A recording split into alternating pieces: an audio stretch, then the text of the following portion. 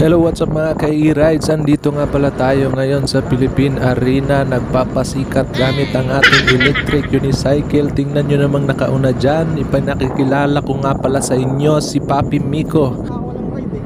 Ha? 3 months na ako. Ay, 3 months, 3 weeks. Taga Malolos nga pala to si Miko mga ka-e-rides, at dinayo niya lang tayo dito sa Santa Maria kasi 3 weeks na daw siyang walang rides. Kaya pinuntahan niya ako dito kasi miss na din siguro ako. Chill ride nga lang pala kami ngayon mga ka-e-rides, kaya tingnan mo naman yung attire ni Miko. Wala siyang elbow pads at saka naka-crocs lang yata tong taong to. Pero may mas napansin akong bago sa EOC niya mga ka-e-rides. Nakita ko nga yung stand niya nasa harapan, wala na sa likod. Nung tinanong ko siya, sabi niya kasi gusto niya daw yung maiba-iba naman kasi kami daw lahat nasa likod yung stand. At tayo naman mga ka-e-rides, yung outfit natin as usual, naka-ready to race yan.